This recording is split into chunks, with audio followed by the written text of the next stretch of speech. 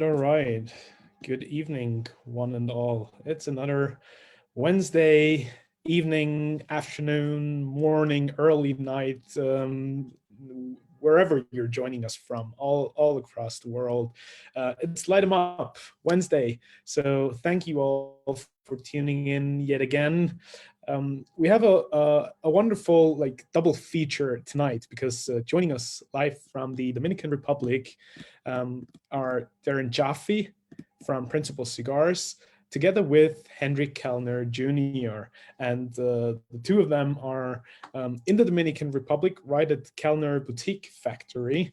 And so we're going to have a double session together with them. And I'm delighted to welcome these two gentlemen to our live show.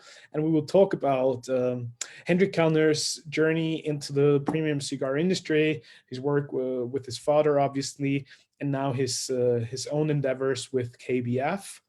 As always, if you have any questions over on Facebook, please feel free to put all your questions and your thoughts and comments underneath the live stream, and we will forward them to Hendrik and to Darren. Here at the lounge, you guys are all regulars and dear friends of the show. Please feel free to put something into the chat box or raise your hand, and we will make sure that we have all your questions at the show. I think we just actually lost Darren and Mr. Kelner there because probably the connection down in the Dominican Republic is a little iffy every now and then, but we're just waiting for them to get back online. So in the meantime, let us know what you're all smoking tonight, which cigar you brought along to enjoy during the session. And I can't wait to kick things off with our special guests tonight. So how about you guys here at the lounge? What are you smoking tonight? Jolly, what have you brought? I am not smoking because I am not in my man cave right now, but I will be a little bit later. I look forward to hearing about the Kelner's specific reserve because we all are very familiar, obviously, with Davidoff and the Davidoff line. We got Davidoff small batch. Beautiful. And by the way, I have to say I'm excited that we have Ray back at the show because Ray actually missed the very first Light 'em Up session in the entire history of Light 'em Up last week because of his new house. But thankfully he's back tonight. So we have the dream team aligned yet again. And we actually have Darren and Hendrik live. Welcome to the Dominican Republic. Sorry. If that happens again, we have a cell phone backup, so fingers crossed. It's all good, but that was just perfect timing. I mean, right when we kicked things off, we lost you guys there. Welcome back. Thank you. You know, at least everybody sees that this is live and real, just the way we like it. Right, we're not pretending. Darren, you were part of the Light 'em Up show before. So Hendrik, I would love to start with you tonight. And I would love to kick things off with, given your family's legacy in tobacco and premium cigars, quite honestly, was there ever even a chance for you not ending up in this wonderful industry? No. Well, yes. I mean, you're not obligated to work in tobacco, but it's something that I guess we have in our genes. They never push you to go in tobacco, but they kind of show you how cool it is. And it is the family business. And once you're in, it's like the mafia. If you're in tobacco, you're never out, never, dead only. So once you go in and you start seeing how interesting, how challenging, how cool it is, and that's it for you. You're in tobacco in the good times, in the bad times, in the difficult times, that this is your life. And I'm very proud that I follow the steps of all the Kelner family members, that they all work in tobacco. All the men work in tobacco. And I'm very happy that I chose and continued this path. Yeah. Can you give us a little bit of a feeling for what does it mean when you grow up in a family like the Kelner family? How do you work yourself into the industry, how do you make sure that you sort of establish yourself and establish your own reputation and credibility? Because with a figure like the father on your side, and you worked with your father for nearly 20 years, I can imagine that it can be quite a challenge to sort of make your own voice being heard in the industry, and just make sure that you also earn the same respect and credibility, right? Yes. Well, what you know,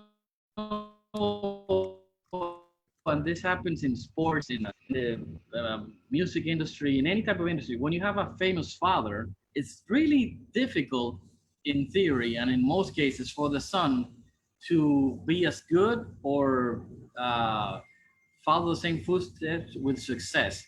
So, but in my case, I never felt like that at all. He was like a great teacher. I mean, we worked together, but we didn't do the same things. So as a young kid, he had me working in the packing, in the fermentation piles, in the buying, purchasing of tobaccos, in all the steps and all the areas, but not next to him, with other people. So you learn from the beginning, from zero, and then you start working your way up. And at the first, it's just a summer job, so you get some money to fix your bike. Then it's some money extra for college, but then you start to like what you do, and then all of this information that you get from him is really useful in the future when I decided to step aside and did my own boutique factory of cigars, KBF. At what point did you realize that this is really something that you want to do? Start your own factory and just carve your own path on like an entirely new company that you were building, and starting something on an independent basis? Yeah, for sure. When you have my experience, you know that there's a God that exists. I started, with my father many years, and then he owned the company, Davidoff. And in this company, there was a family company, small company. Davidoff came to us in the 1990s, early 1990. And then when they came to us, they bought shares of the company. So then we don't own the whole company, we own part of it. And then in the year 2000, they bought the whole company. So then we stayed as employees. In that case, things were, they were not going to be the same. At first, they were the same, but slowly changes starting, like more, our decisions had to be split. And then at the end, by the year 2010, most of the decisions that we wanted to be a part were taken by financial people in Switzerland, by marketing people. And then you come to a point in your career that you say, what are you going to do? Are you going to stay safe under your dad's famous father's shadow? Or are you going to step aside and risk it all and do it on your own with all the knowledge that you have?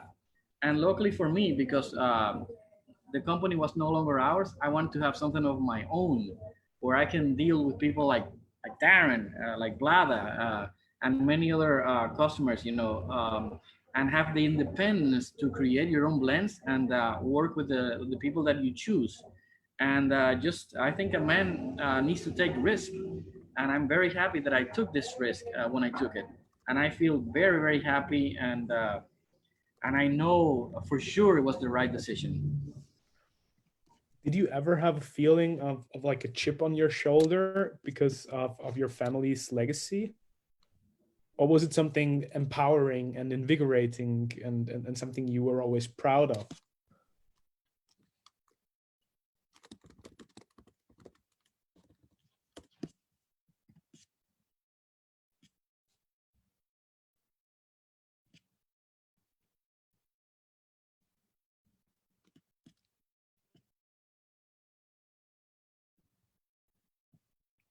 I think we just lost our two gentlemen right there yet again.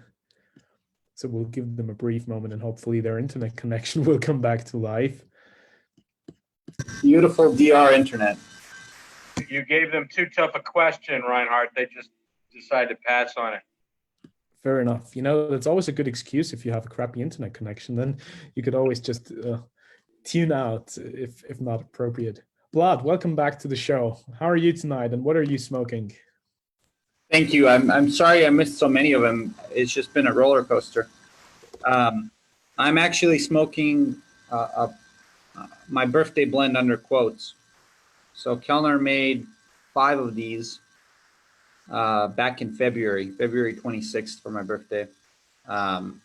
We had two different blends, and while we loved the A one, the B one had more potential, and now it's almost 6 months young, and it's tasting tremendous. All right, we're back. Welcome Thanks, there. Vlad, for stepping up for us. Internet here is going on and off, but we'll see. We'll try to manage. So the last question I didn't really get at the end.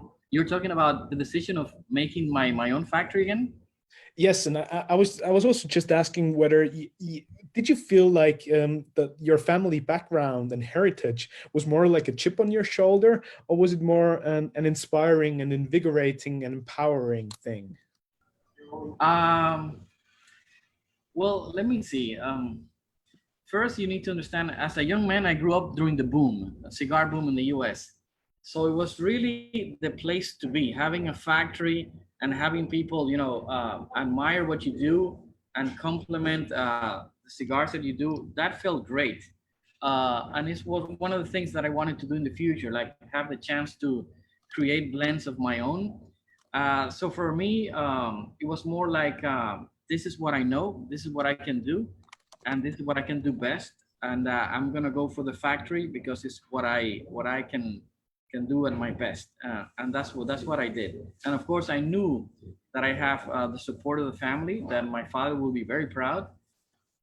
And all of this, the first 2 years is a lot of investment because you need to buy a lot of good tobacco, get all the structure that you need to make a factory. And it was very difficult the first 2 years, but I think after the 3rd year, things were breaking even. And after that, it was all good. I mean, we're still a small boutique factory. We haven't grown much, but I'm happy at where we are. Maybe we can grow a little bit bigger, but I'm very happy at the numbers that we are making. And so far, I'm very happy with what we've done. I think that's a very interesting point as well, since Davidoff and the company that you were working with before is a huge powerhouse with millions of cigars manufactured every single year. And you decided to take a totally different route with probably the most boutique approach you could possibly imagine. Was it because you so badly wanted to do something entirely different and sort of the opposite of what you knew from before? Well, the difference is the amount of cigars because the process is similar. And I took all the knowledge from Davidoff to use in my factory. Plus, you have to be open to learn new things that you don't learn in Davidoff and work with different tobaccos that you don't get. I mean, the Davidoff tobaccos, but there's many other interesting tobaccos that make interesting cigars that we are using in my factory. So yeah, that's how it is. Darren, so what a wonderful coincidence that you are in the Dominican Republic right now and that we get to share this session with both of you. Would you like to describe a little bit how you gentlemen actually got to meet, how you started to work together, and what was sort of the light bulb moment for you when you decided you wanted to work with Hendrik, and how you actually established that business collaboration? We met in 2013, and I was talking to a few different producers, and some of which I really liked as people, and I still have good relationships with to this day. But Hendrik is something special. I mean, KBF, the whole operation is really something that it's not just a great honor to be a part of, but it just enables me to make something that I don't think I would be able to make elsewhere. I always say, and it's not really a joke, you can't make a bad cigar at KBF. Not every blend that you try is where you're trying to go, but not only his access to tobacco, but the library of tobacco that he's built his knowledge when it comes to sourcing and buying tobacco. This is not something that can be done elsewhere. And because he's a little bit crazy, it's not something that would probably be done elsewhere. I mean, the tobaccos that he's buying and laying down, I don't think most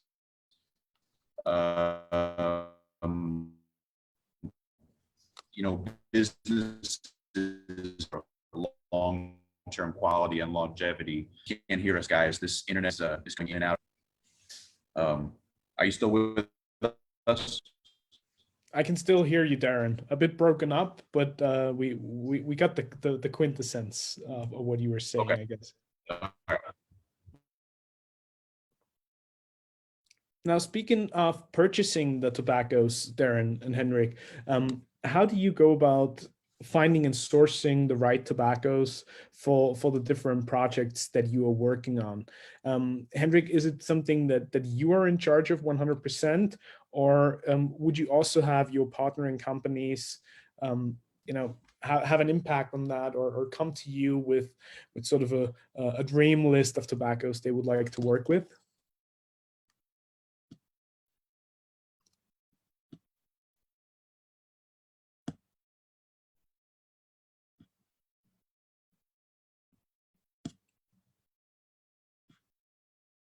We'll be waiting for Darren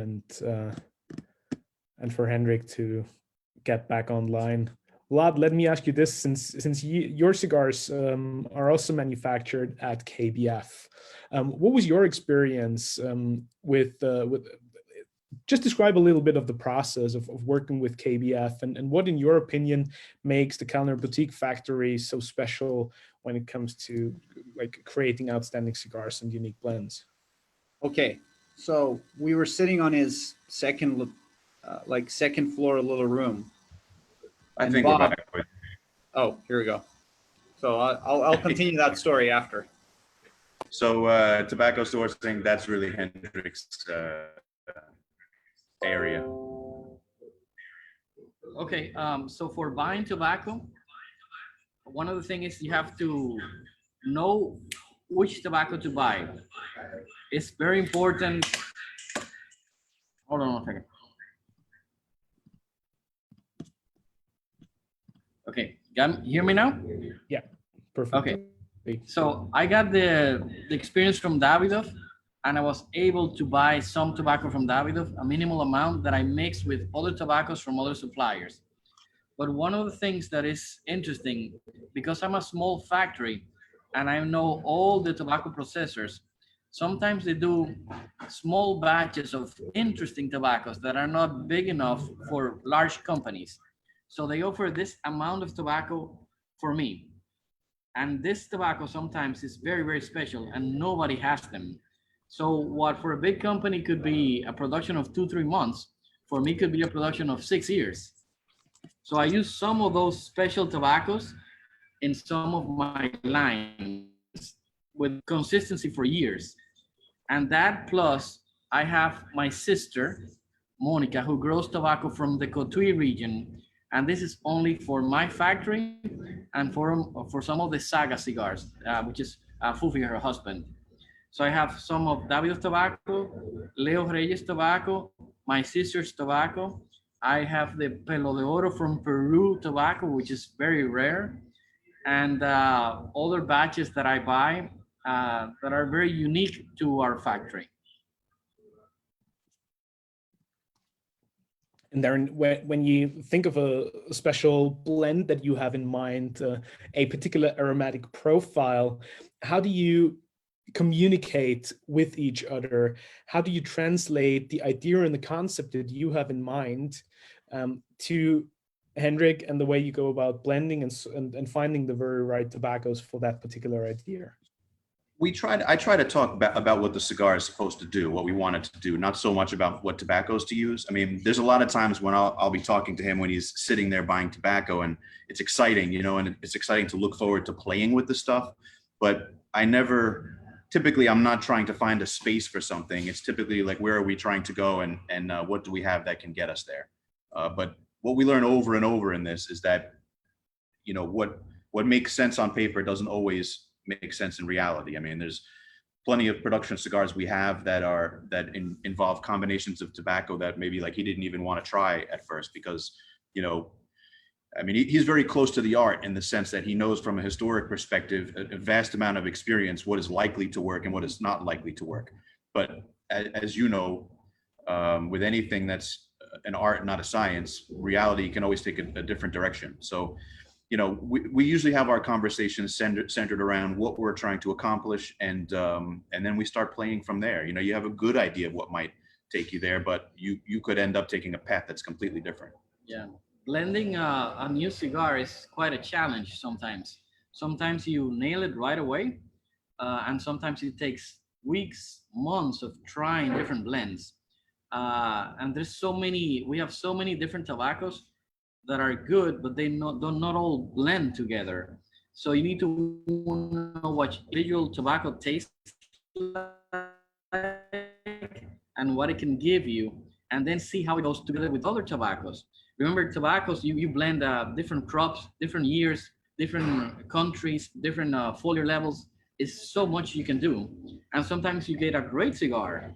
And I offer this cigar to Darren, and he says, yeah, it's good, but it's not what we're looking for. Oh, then we have to go back again. What is it what you're looking for? What is the profile? And like I said, this is a very challenging and interesting process that could be done right the same day or could take months. We tested some blends today, for example. We have a few cigars we're working on, and a couple of them were just great out of the gate, didn't need tweaking. We have one Lancero that I think we changed one leaf and it's going to be good. For the Aviator Antoinette is a Lancero that we would have launched 3 years ago if we had had a blend that we felt like worked and did what it was supposed to do. And it's a cigar that's still in the process of being blended because it just hasn't arrived to where we need it to be yet. So really anything can happen. What, in the first place, is your philosophy, Hendrik, when you started working with a new customer for a private label? Like, we had quite a few people commenting over on Facebook or watching the live stream that they would love to do their own blend. And I guess a lot of people who sort of closely follow the industry at some point come up with the idea of, I want to start my own cigar brand and I want to have my own line of cigars. So how do you respond to those sentiments, and how do you respond to people that approach you because they want to start their own cigar? Well, this year and probably next year is not possible. Darren and Vlada, Jeremy will kill me if I take new customers. So forget it. But normally, yes, they come to the office, they sit down, and they tell me their idea, their profile, what is it, what they're looking for. And some customers, you know, you say, do me whatever you think works. And that's easy. Some customers like Darren, they know what they want. And you have to get there by blending. But it's really hearing what they have to say, understanding their needs, and the idea that they have, you have to put it with tobacco leaves in a cigar.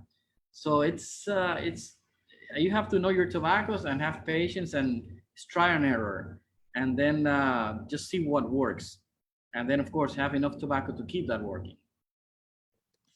And of course, you mentioned that besides your work for Principle and Castaldi project, you probably wouldn't take on board any new customers right now. But would you say that in the past and throughout the history of KBF that you refused more requests than you actually took on board? Yes, I have refused some because we're a boutique factory and we do only premium cigars, high quality. And sometimes also the people, you have to look at the person in the eye and trust them because we're partners in this.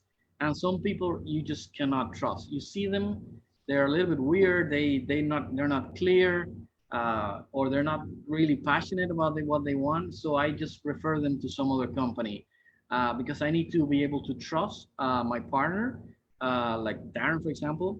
We need to be in the same line of the goals that we need to achieve with the cigars.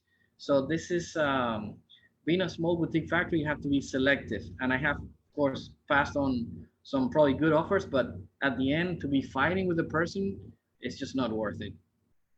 That's true. So, Hendrik, in your opinion, what makes Principle Cigars and the approach that Darren brought to the table different and unique in comparison to some of the other projects that you were working on? Well, Darren has a very unique palate, and he knows what he likes. There's a certain taste that is the Darren taste, and he's very particular in that.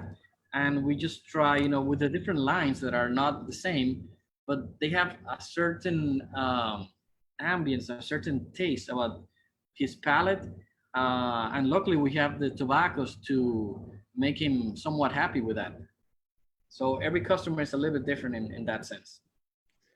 So from my humble opinion, a quality of your cigars and your projects, something that you both share is putting a lot of emphasis on the complexity of the cigar and the balance of the cigar without them being overly strong or pungent in terms of the nicotine impact. Is that something where you just clicked and immediately understood your sort of thinking and headed into the same direction? You want to play to your strengths, and one of the strengths of KBF is that we are able to deliver cigars that are the flavors are derived, the strengths are derived from the flavors, and the intensity can come at you in layers, not just be have more simple flavors. And with that in mind, of course, why wouldn't you take advantage of it? So we try to, you're blending cigars for, I always say, a certain percentage of your clientele,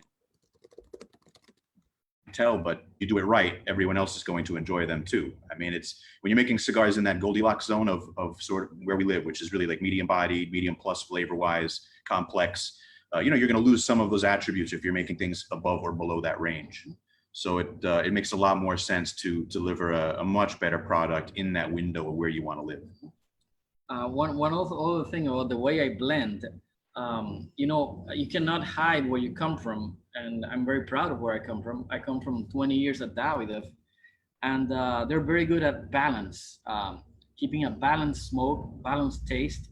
So I use that, but I put in new tobaccos that are interesting, different somewhat.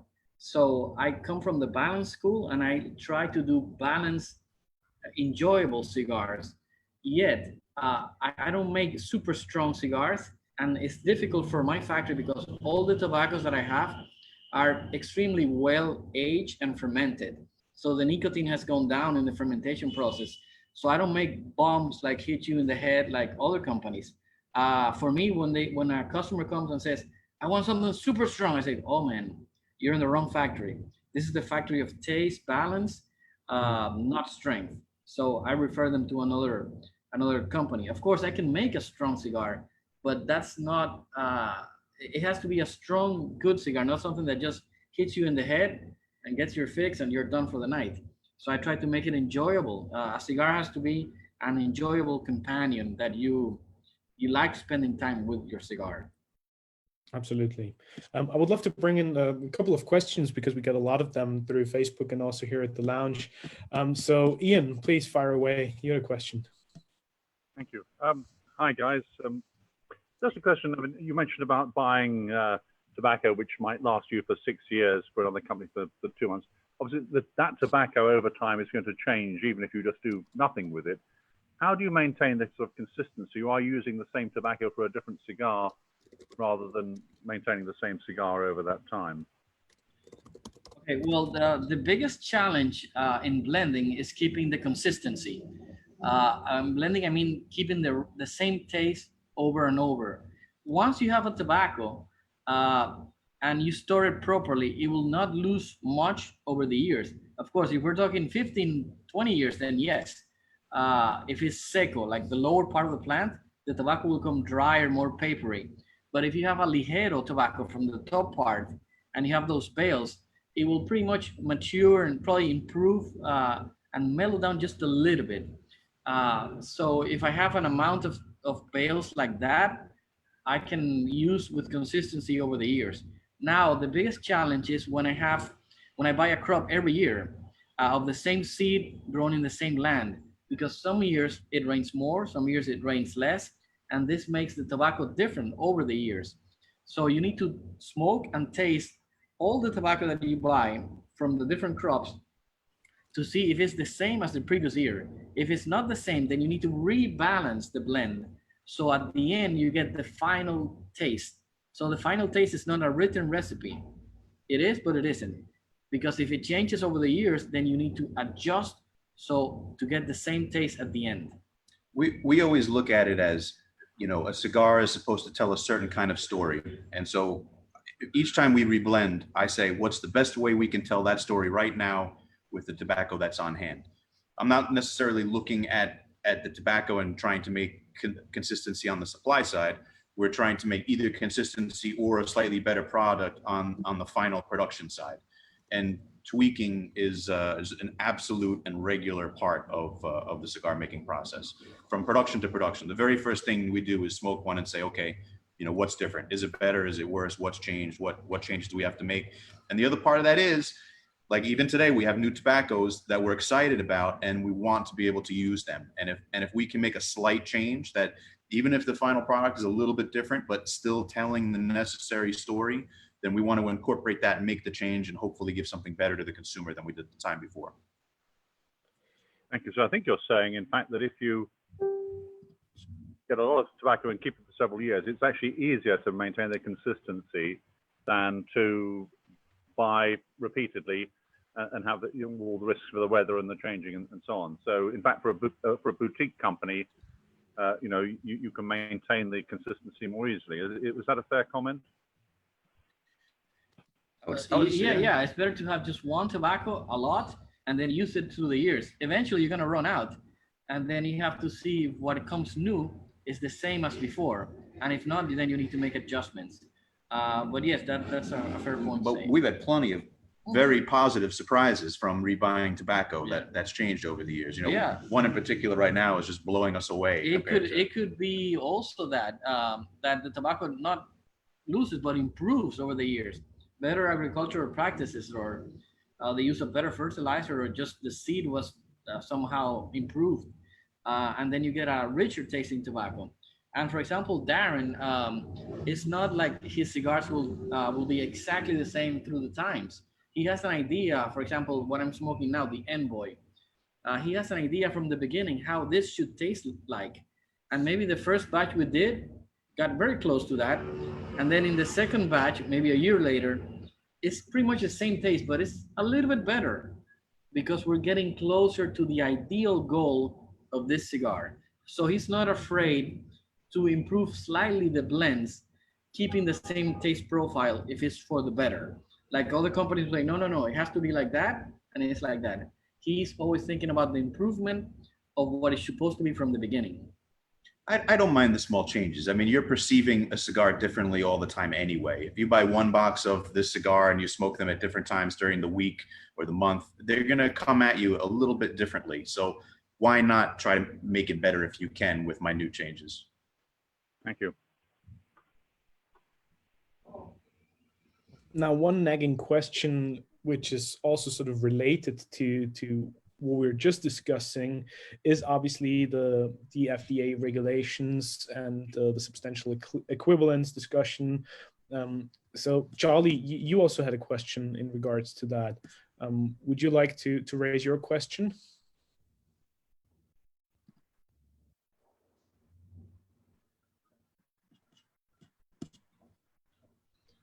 So maybe Charlie just tune out for a second. I'll forward the question to you. Charlie was asking, new company, new product, new blends. How are you dealing with the FDA issues, and like how do you go about the changing recipes for the blends and just everything that we were discussing right now? We're constantly preparing and doing work and filling out papers and being as ready as we can be for all of these things. But there's a lot of layers to it. It's very complex. It's not as simple as, a changing blend means a cigar is or isn't necessarily falling under grandfathered status. And it's a really long conversation and quite frankly, a boring one, I think. And it's definitely my least favorite part of the industry thinking about this We're stuff. mostly praying it goes away. Every day we pray, please, FDA, go away. Let us be. but there's not much you can do. I mean, it's a stupid rule. It's a stupid idea. It's not even fair. I don't think it's even legal, but you know, we're dealing it the best way we can. Right, and I guess since nobody knows for sure what's going to happen in September, Right. you just have to continue your path and Fingers crossed. It's done, right? Fair enough. Another question that we had from Jem over at Facebook is, do you have a preferred bunching or assembling technique? And if so, what would it be and why? At the factory? Yes. Yeah, well, it's the traditional way, not the entubado, but the turning of the leaves to create the air channels. This is the simple, best way that you can probably do it.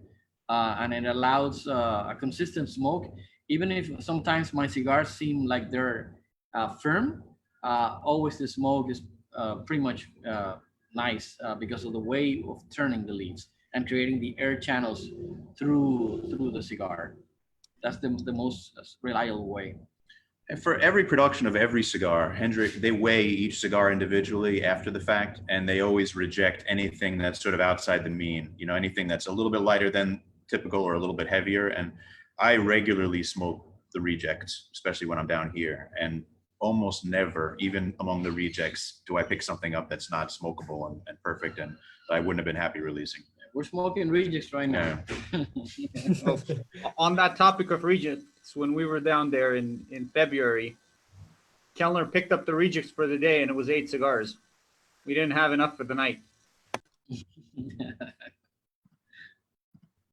Would you say that all the draw test machines, the quality control, making sure that you always have top-notch quality cigar, is it easier to do when you have a smaller operation, or is it probably even easier for a huge factory that could have like all the newest technique and investments necessary to bring modernization, digital tools, or how do you think about that?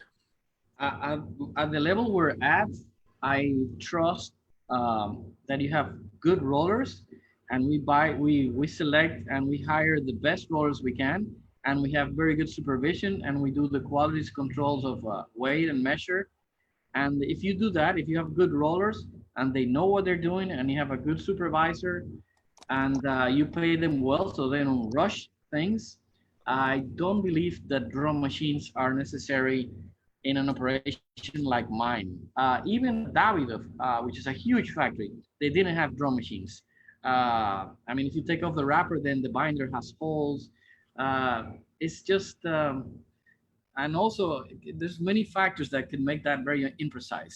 I mean, if you want to use them, if you're a big, huge operation, you want to use them, it's fine. At my level, I trust, it's like total quality. Do it first, the right time. So at the end, this is the better way, you know.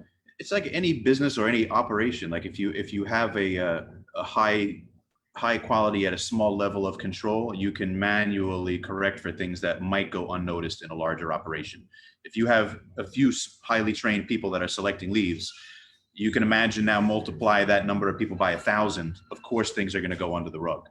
But when everything is under the mindful, watchful eye of Hendrik, Nacho, and everyone else, it's a different story altogether. And just in regards to the reject, Peter Ipatias was just commenting over on Facebook that your reject pile is probably better than most other cigars in general. So greetings. He's not wrong. I hope not. But I'm just glad that we have so many people tuning in and interacting and asking questions. Please keep them coming, and we will try to have as many answered as possible. A totally different question from Thomas over on Facebook. How important do you guys think is the name, the labeling, and the packaging aspect of cigars? Because we were talking a lot about tobaccos and all the emphasis that you put on the quality of the stick itself, but how about all the surrounding factors? I think it's a difficult business where, I mean, we're not the only people making great cigars, right? We're living at a time where there's so much wonderful stuff out there. And I think in order to take this seriously, you need to have everything. You need to have a product, you know, even from a business perspective, you have to have a great product. You have to have a visually appealing product. You have to have the right business connections. You have to have the right finances. You know, without any pieces of this puzzle, it's simply not going to work. Maybe tons of money can make up for one or two of these things, but for the most part, you need the entire recipe. And I take a lot of time with the design because, you know, I come from, I've been an antique art dealer for many years, and I come from that background. So it's really important for me. But for me, you know, the look and feel of a product is very important as well. And not just from my own pride, but when I'm consuming a product, it impacts how I feel about what I'm smoking. I mean, Davidoff is a perfect example. Even if you take a lighter Davidoff that might not be for me, there's something to be enjoyed from, you know, the clean branding, and it in some way adds to the experience, just like selecting a bottle of wine because you enjoy the label. I'm not saying we should live our lives that way and not place any value in the more important attributes of a cigar, of course, but there is more than just something to be said for it. You know, the complete package and a product that pleases all of the senses is what we're going for at all times.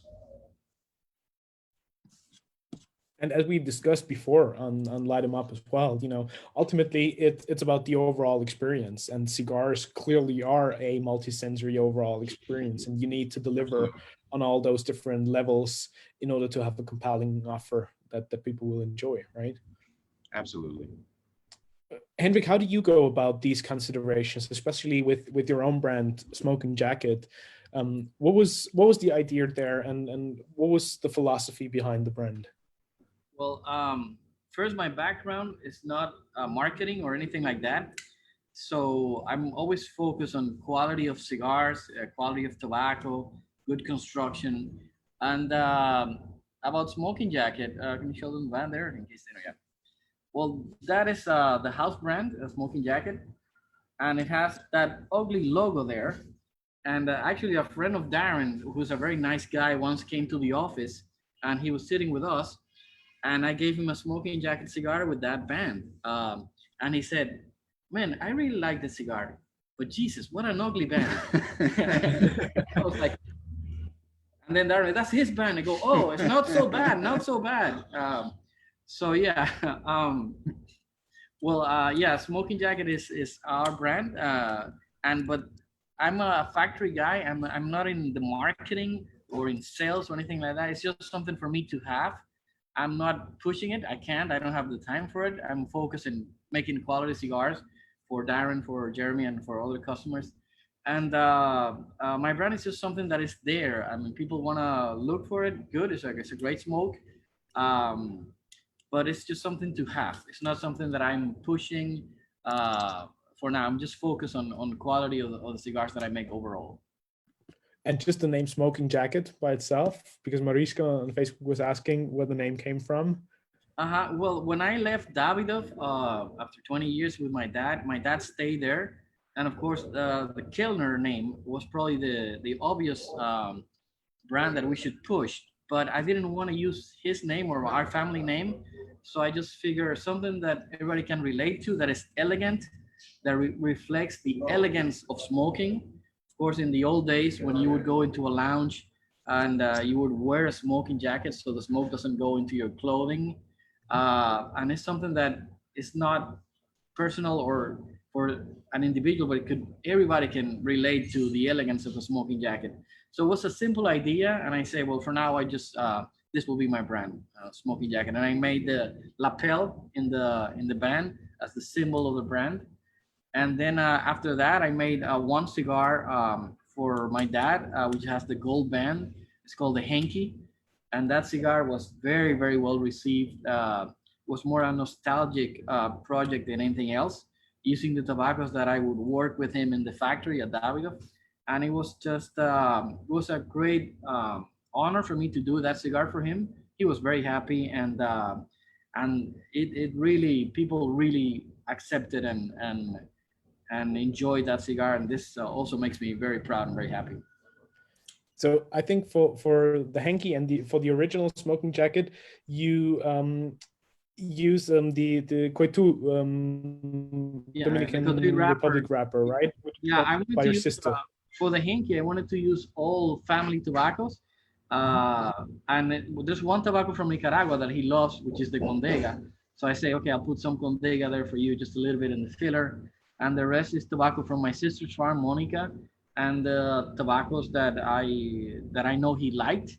So I basically made two options and say, hey, Dad, here, smoke this one or that one. Which one you prefer for you? This one. Okay, we make that one. So that's how it is. So what did that mean to you when you got his initial response and the feedback from your father when he smoked that particular cigar?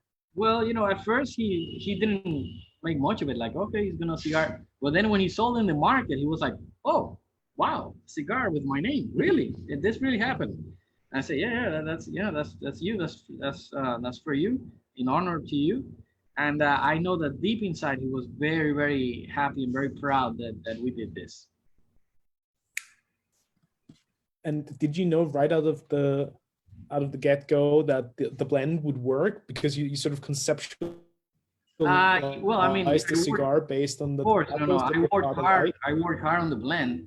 I had limitations. The idea was not to make the best cigar in the world, but a nostalgic product, using the tobaccos that I knew he liked, and having that limitation, then make it great or make it as good as possible. And that's what the Henke project was. And it's funny because the IPCPR, when we released it, I was sitting for the US, David distributes my brand. So on that first day, I just sat down on the chairs where you show your product, and the sales rep will go, well, Hendrik, go home. I go, why? Yeah, you just go home. Why you want me to go home? It's just 20 minutes into the show, the first day. It's sold out. What do you mean sold out? Everything. People bought it without even tasting it. So it was like something like for him as well. People, oh, it's Henke. Okay, I want to have it. So that was also a good feeling. Although I rather have them smoke it, I say, yeah, I like it. But that's how it is in this industry. And of course, what is also unique is that you always sort of have your family in close vicinity. Do you exchange ideas a lot? Do you connect with either Monica or with your father, or even class on a regular basis, and sort of bounce ideas off of each other? As much as we can, because we all have busy schedules, a busy life. I'm always in the factory working. My dad is always doing events and talking to the press and talking to reporters and talking to politicians and in Pro Cigar. And of course, Klaus Peter is in the US working for Davidoff. So I don't see much of him. But every time we get a chance, we sit down and we talk and we enjoy as much as we can. Darren, we had quite a few questions in regards to different lines that you offer under the Principle overarching theme, and one from Jorge was in regards to the Commonwealth cigar, and then John was just commenting over on Facebook, what is the story behind the Money to Burn cigars? So could you give us a little bit of an insight on the two lines? We'll start with Money to Burn, because that was the earlier project. I've been an antique paper dealer for many years, and early on I wanted to find a way to combine both businesses. And so we came up with an idea for a run of cigars where I wanted to use some antique paper in the packaging and in the design, not just copies of it like many people do, but the actual physical antique stuff. And so we released a group of cigars in 2013 that were in boxes using original 1921 railroad bonds. So these were banknote engraved bonds printed in the 1920s, issued, and we actually wrapped the boxes in the original bonds, and we used the coupons from the bonds as the footbands on the cigars. And this was a limited run of cigars that did extremely well, and we are working on a follow-up Money to Burn project for next year that it'll be a little bit different. It's going to involve some earlier stock certificates and some other financial related material, but again, all actual antique material in not only the box itself, but on each individual cigar. We hope to announce that later in the year, have some photos of the next project. Commonwealth is something that was a bit more of a thorn in Hendrik's side for many years until we finally pulled it off. That was crazy. If I don't say this, he's going to get mad and post it anyway, but Petri, who made the comment before, came up with the name for Commonwealth. So there you go, Petri. But the idea behind this was, you know, our Grand Pyramid in the Aviator series was one of the more complex cigars that we had, in that it was a wonder how far we could push that. You know, it was just inadvertent. It just happened to be that many countries. So I had an idea, well, what if we made a 10-country blend cigar, you know, something that's never been done before. And we started blending. First, the question was, well, how fat would that cigar have to be? And then we realized that, you know, if we were using a half a leaf of each, we could use 1 wrapper, 2 binders, and then just 7 filler tobaccos. And we actually got it down to what would be a 56 gauge. So the other problem is you have 10 different personalities all fighting with one another. It was not such an easy thing to come up with a set of tobaccos that we're all going to play nice. Have one cigar that's to it, and it could overpower a lot of the complexity that the cigar has to offer.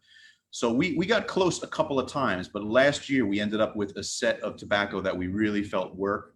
We used no Ligero at all. These were all relaxed tobaccos, and we had a cigar that was delicious, but it was also unusual and exceptional. The only problem is, you know, making the cigar, for one, not anyone could do it, and for two, it took an enormous amount of space for the rollers, because you can imagine laying out, even just for the filler, 7 tobacco leaves. But then Hendrik called me a few months ago, right before the shutdown happened, and he said, you know what, this is our opportunity. The factory is going to be shut down. Nacho is here by himself. So we set it up during the coronavirus shutdown, and we rolled 3,000 Commonwealths for the first time ever. And they're in the aging room now. I haven't on this trip yet, but I can't wait to start smoking some of the rejects, of which there are hardly any.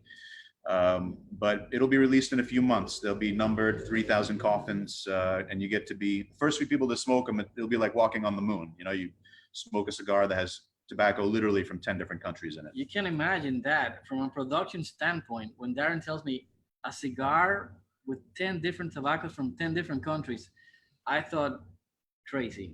This cannot be done. This is impossible.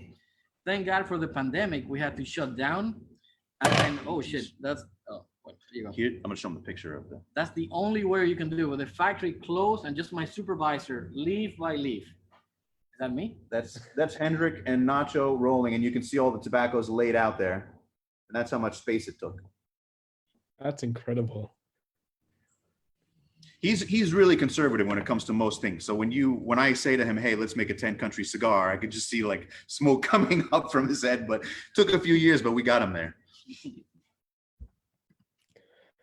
Another thing that I would like to ask you guys is, because we get a lot of comments, and Najat over on Facebook and also Petri, they're talking about the domino, and Hendrik, what's the story behind the domino there? No. Well, domino, I'm glad I can tell you more about that. Domino is the national pastime, not baseball, that's a sport. Domino is like a hangout, smoke, drink pastime, and you know dominoes, but Dominicans are very, very competitive, and this is no joke. Domino, it's a real thing, and it's very intense. And of course, the customers that come here, the ones that have patience and are not aggressive, we play domino, and it gets interesting. Marco Bilic can tell you stories about dominoes and how intense it is. You should ask Marco Bilic one day. He'll tell you. Lara can tell you as well. But it's just something that I like to do with my customers, and it's fun to see, fun to watch, and it's a great pastime for smoking and drinking, and then you get to know the people by playing dominoes, especially when you're losing. He also does Turkish wrestling, but that's only for special customers. So do you have a little Kelner family domino tournament every now and then as well? Who's the champion over there? No, because when you play with Dominicans, you end up fighting because they all know how to play. You have to. It's better to play with tourists or people from outside the country, so you can kind of push them aside, or you show them the rules and the ropes. But dominoes is very, very, I mean, people have died over dominoes, guns, bullets. Yeah, it's intense. It's all fun and Darren, games until the tourists win, and then the cigar production gets questionable. Darren, a brief follow-up question from Elias. When you mentioned 10 different tobaccos, what does the rolling process look like? Can you walk us through that? That's really a Hendrik question. I mean, I can tell you what it looks like to me, but he's the one that had to deal with the trials and tribulations of getting that going. But you saw the video there. You just need a lot of space and find the blend that will work. But then you're limited because not many countries have good tobacco. I mean, maybe 5 or 6. But to go to 10, you really need to dig and see what can work with the rest of the tobaccos, and not one tobacco being the dominant of, and then you're not feeling the others. I mean, you cannot really taste 10 different countries when you smoke, but it's quite a complex blend, that one for the Commonwealth. And I think it came out surprisingly better than I thought. Hendrik, I once read that you said you were working on developing the one blend which shall be exceptional and sort of the outstanding one rendition. Well, we're always doing that. You have in your mind what is the perfect taste, and of course every person is different, but you're always trying to, every time you blend something, what if we change this tobacco for that one? What if we change that wrapper for that one? What if we use different proportions? It's something that probably will never be achieved. There's no such thing as perfection, but you try to achieve what is really, really good or almost perfect for you. And what if we hit it up, with the best? But that's a very subjective issue, of course. So that is actually what I wanted to ask you in particular about that is, would you say that when you're envisioning that one unique ultimate blend, is it like you would have a clear vision for that, or would you rather see it as an aspirational or sort of unachievable end goal that you're working towards that would keep you excited and engaged and motivated? Yeah, it's an ideal thing. I mean, it's like there's no such thing as perfection. And of course, what is a really, really good cigar for me, I can give it to a 500-pound American guy and say, oh, it's too mild. And then that's it. So what is great for me could be not so great for others. So that's also a point. You're not going to find like one cigar that everybody thinks is, oh my God, this is the one thing. It's a good thing that people have different palates and different opinions. That's the world. And perception as well. I mean, how many times are you smoking a cigar you know is average?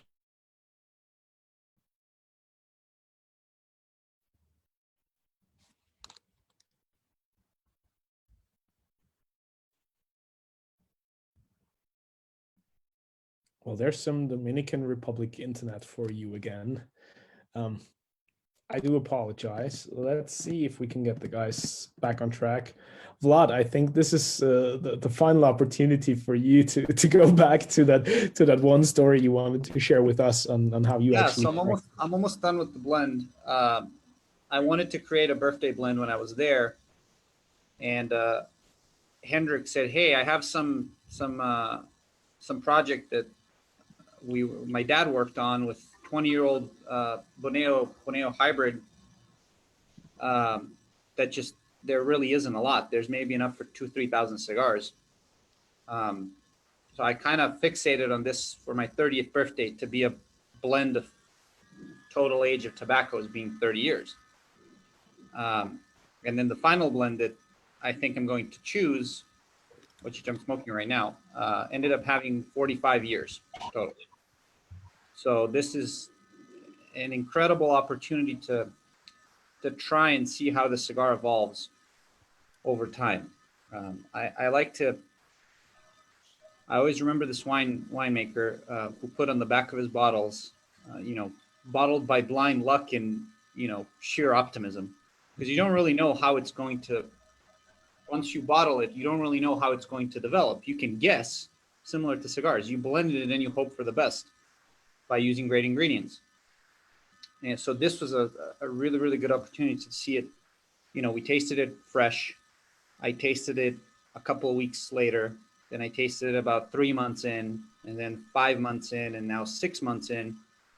And every single time you could see the same signature, if you will. You could kind of see all the components are there, but they haven't melded perfectly, right? When you get a great cigar, it's a perfect sphere. There's nothing sticking out. It's just a perfect little round sphere where everything just flows. You don't know where it starts and where it ends. It just kind of goes like a little wave. So I'm hoping this cigar will be that. I don't think it will ever get a commercial release. We're still waiting on this whole FDA thing. I don't think this cigar will get a commercial release, which is fine. I'll just make a couple of hundred and, you know, use them as gifts and clout, I guess. Just from your personal experience with Castali, how's working with KBF for you as a brand, as individuals, as professionals and apasionados? I mean, there's no other factory I would like to work with. Kelner is amazing. I literally sat, my jaw dropped on the floor, and I think I've told this story before. We were sitting on his like second level, like little table. Bob, our box guy, comes in with the tobacco, and he's maybe 5-8 meters away. And Hendrik goes, "It won't burn." He just looked at it from literally 5+ meters away. And I'm standing there looking like, how the hell does he know this? True enough, he pulls out a lighter, pulls a torch, keeps it on the tobacco for probably 20+ seconds. And the tobacco doesn't burn. He goes, yeah, it's either fermentation or the way he grew it. It's just, you know, combustion problems. So that alone, I mean, he worked. Darren talked about the quality control. So did Hendrik. We were walking through the factory. We're walking through, right? He has Nacho who's supervising. All the rollers are great. He walked past the Super Bellicoso, picked it up, put it on the side. I didn't know why he put it on the side, so I took it, put it in my pocket. Sure enough, we put it on the scale, and it was off by, I think, like 6% or something.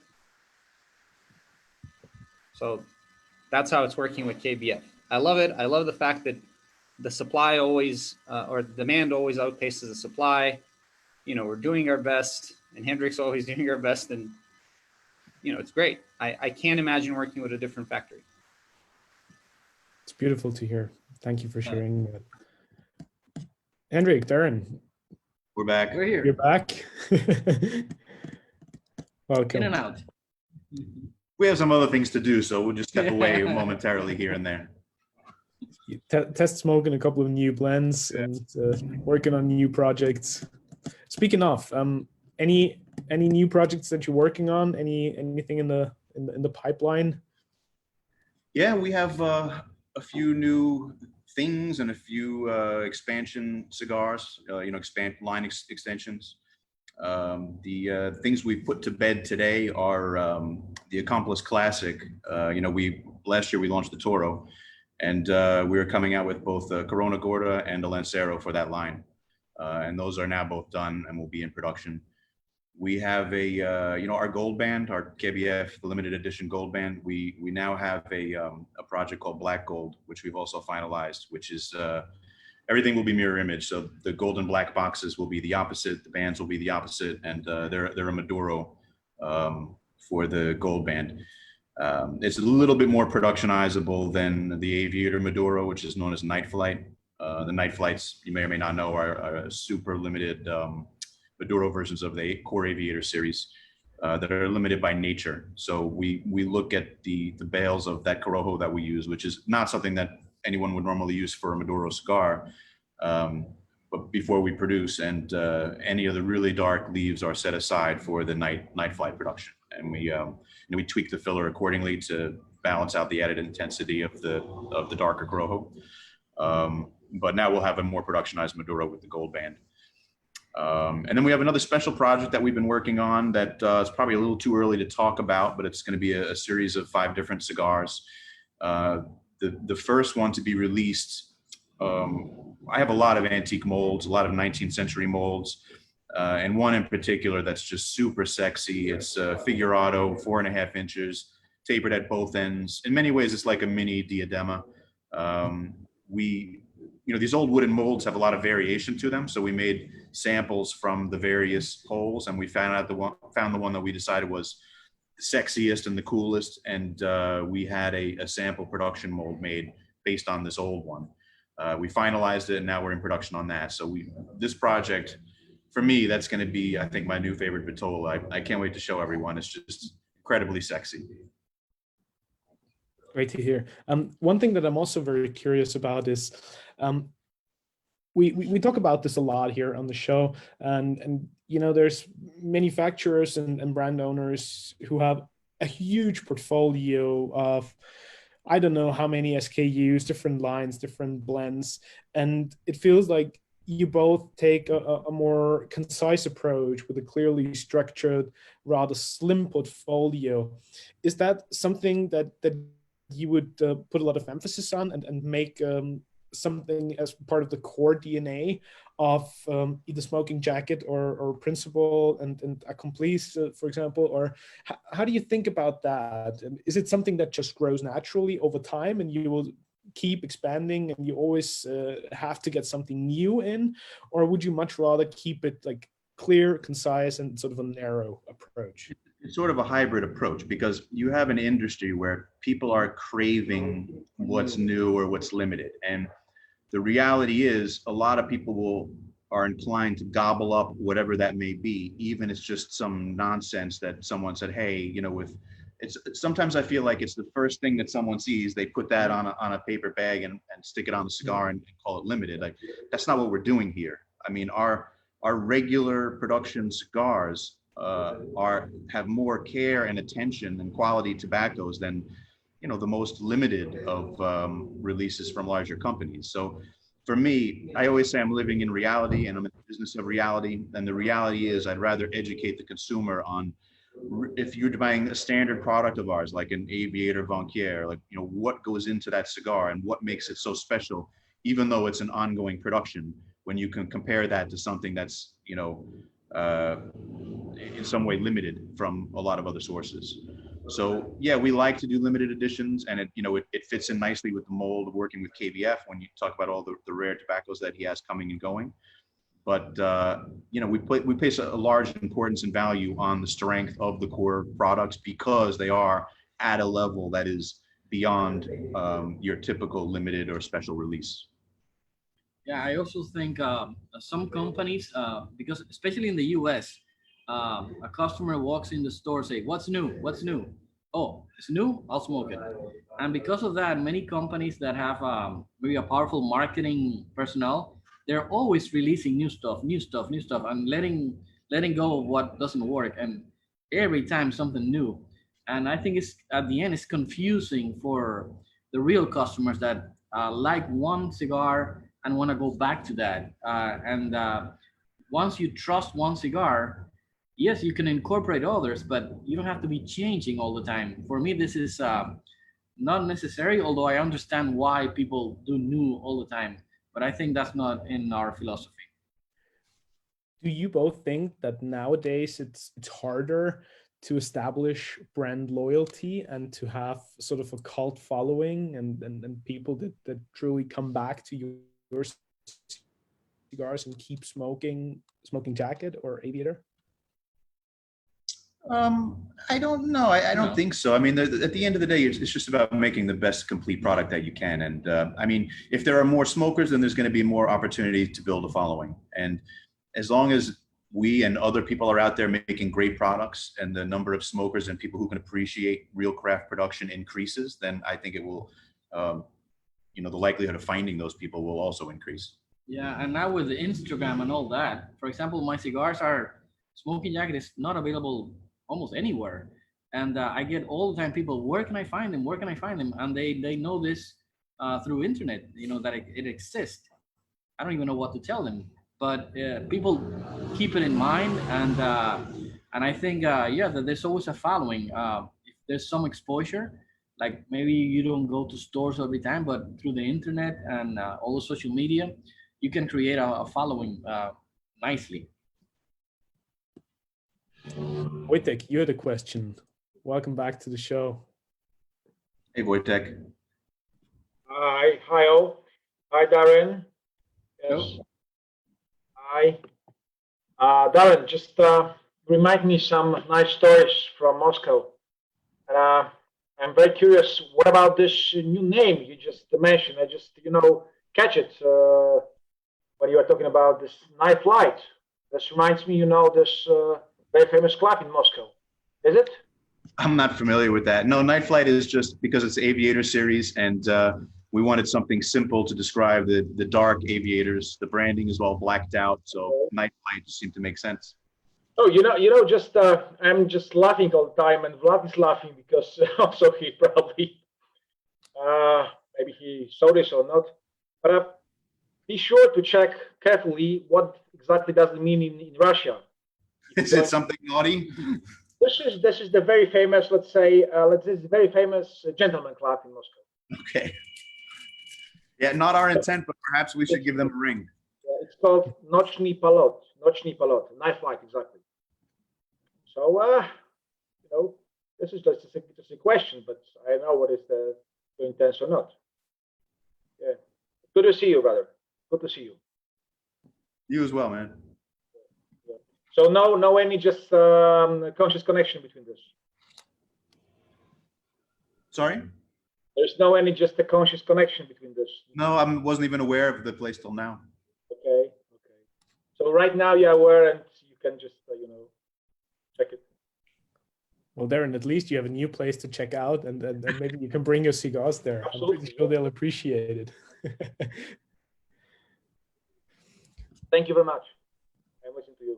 Thank you, Wojtek. Always a pleasure to see you on the show. Yes. Darren, for one of the other cigar lines that you manufacture, you're using a different factory. How challenging sometimes is it for you to manage two different operations or working with two different factories, very individual characteristics and nuances that you need to take into consideration there? Is that a challenge or really like something that it can be a challenge? I do it in such a way. I do it in such a way to mitigate all the potential disasters that could arise. And the two factors: one, the other factories are each only making for me one particular blend that I think we're doing very well in those particular cases, right? Almost everything comes out of KBF. The other factories are really specifically for one thing. But the other thing is I cannot, it's a small world in the industry, and it's an even smaller world here in Santiago. And I cannot use anyone that is not going to get along with everyone else. So all of the factories and factory owners that I'm involved with, they would all get together and smoke together and have dinner together. And, there's no one that's not going to be respected by everyone else in the circle. So, regularly cigars may have to go from one to the other. I mean, Hendrik consolidated cigars from two other factories for me recently at his place, before shipping. So if you didn't work with people that all didn't respect and like each other, that wouldn't be possible. And anyway, I'm not going to deal with anyone that's not solid and cool and a pleasure to do business with. No, and sometimes Darren says, I have this project of this type of cigar with this profile. I say, well, Darren, that's not my strong point, or it could be done better in another factory for that project. So even in the beginning, I took him to other factories and say, that project, do it there, because the limitations of KBF production, and I rather focus on the cigars that I know I can do really well, and so he can have more production capacity. And I think it clearly shows that once you establish such a well-maintained and just wonderful business collaboration, it will always translate into the final product, right? It's also the harmony of all the people behind it. It's not just the actual product. It's not just the tobacco leaf, but it's really also about the harmony of the people behind it. No, this is a very small industry. and we're attacked by many laws and many regulations. So in between us, we have to be, get along, be friends as much as possible, because at the end, this is a very social event, smoking, and people should, understand each other, help each other, and of course, have dinner, enjoy together a cigar. Cigar smoking is about this, getting together and enjoying. And it's a very rare thing that we get this chance to do this. I was ready to tell him that I was smoking one of the rare rejects that were plugged, and then I realized it was a Brindille that has a sealed foot. I thought it was another smoking jacket, so it's fine. Well, Hendrik, I couldn't agree more, and many thanks for that wonderful comment, and that's also exactly why we're so fortunate to share wonderful conversations and wonderful live shows with guests like yourself. And this is truly what Light 'em Up has been from the very beginning, and I'm honored and most grateful that we get to connect with outstanding gentlemen of the industry like yourself. And thank you for sharing all these wonderful insights with us. Absolute pleasure was ours, Reinhard. Really, thank you so much. And it's a good thing that people can get together. Well, now virtually because of the pandemic, but it's always good to relax, enjoy something that you like, and smoke what you feel you like. Don't listen to all those magazines sometimes where there's just ratings in return of something else. Smoke what you like, what you enjoy, and smoke with friends. And life is short, smoke good cigars. I couldn't agree more. So for all of you ladies and gentlemen watching, next week, of course, we will be back on Wednesday with another Light 'em Up show. We will share a wonderful conversation with Cynthia Fuente, sort of the first lady of cigars, as Fuente often states. So I'm very much looking forward to everything that she's going to share with us next Wednesday. Please tune in again and join us again. Darren, Hendrik, before we wrap things off, I would like to ask you a final question and hear when you take a little glimpse into the crystal ball, looking ahead into the future of Smoking Jacket, KBF, Aviator, and all the other projects, Darren, what would you like to bring to the industry? Which sort of contribution would you like to make to the industry on a long-term perspective? And when you think about legacy, in particular, what the Kelner family has built, Hendrik, what would you like to be your fingerprint on the industry and your legacy? Well, in my case, it's all about work, ethics, and in my opinion, in my mind, in my heart, doing things right at the best of my ability. I cannot promise anything else. I hope and pray that they let us be, that they let us keep making cigars to satisfy people so people can enjoy. And the only thing I can promise is that I will do my best. It's a family business, is what we do for our life. In the bad times, we made cigars. In the good times, we made cigars. This is what we do. So I would love to continue. My contribution is do the best cigars that I can, using the best tobaccos that I can.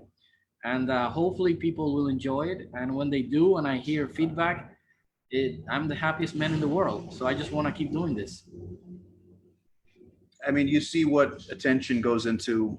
Hendrik is a perfect example, this product. And if I could do anything, it would be to help steer the consumers more towards understanding the reality. And can you imagine with the quality and the effort and the concern and the ingredients and all of the care that goes into a product that comes out of this factory, someone being faced with the decision between consuming that or consuming something because someone said that it was limited and branded it in some silly way, and delivering that real experience to more people and having more people accepting of the reality of what's in front of them, I think would be a great thing to achieve. Darren, Hendrik, thank you so much for a wonderful Light 'em Up session. Thank you for the wonderful work that you're both bringing to our industry.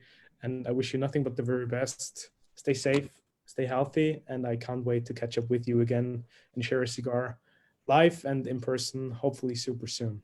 Thank you very much. Thank you all for your support. All the best. Thank you. Have a wonderful care, guys. evening. Bye-bye. Thank you, guys. Good night.